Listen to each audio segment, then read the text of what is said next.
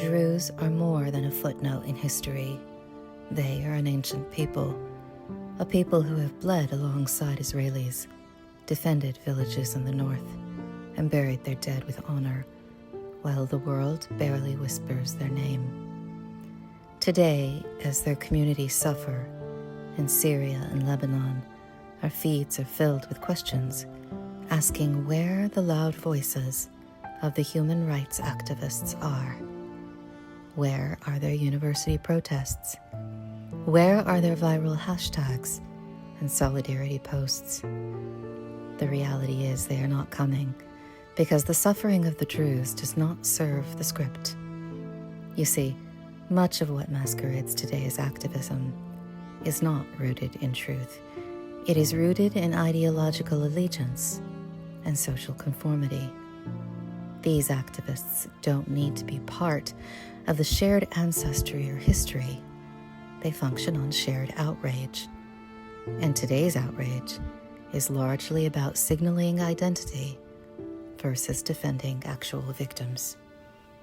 And the truth, when it complicates the trending narratives, simply cannot be welcome.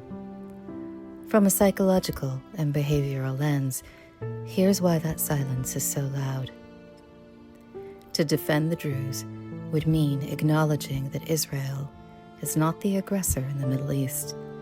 It would require admitting that oppression exists outside of the framework they have come to rely on, and to preserve their identity as moral crusaders, many simply choose to ignore what contradicts their worldview. It's textbook cognitive dissonance. Remember, they don't actually stand with the oppressed. They stand with whoever their in-group has chosen. And since the Druze are proud citizens of Israel, serve in the IDF, and openly reject the victim narrative, well, they cannot be useful to the cause, and so they are erased. Modern outrage depends on simple roles: oppressor v. oppressed, colonizer versus colonized.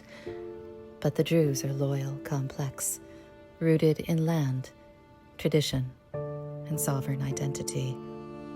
They defy the narrative, so the spotlight moves elsewhere.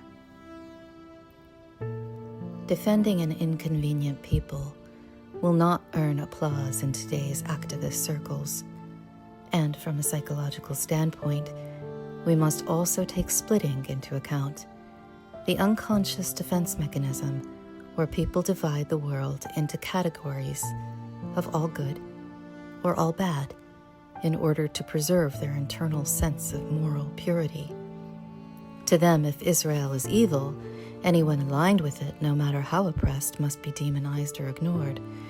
And in this case, the Druze are a mirror, and mirrors are dangerous to groupthink, echo chambers, and propaganda. So here's something to keep in mind. When you next ask, where are the activists? If you want to know who is actually morally centered, don't just watch what they protest. Watch what they ignore. Israel is not perfect, but it is deeply principled, pluralistic, and protective of its minorities, including the Druze, Bedouin, Christians, and LGBTQ citizens. No other nation in the region offers that, and that is the inconvenient truth for many in today's human rights movement, modern feminists and progressive left activists. May those who have stood with us never be forgotten, even if the world pretends they were never there.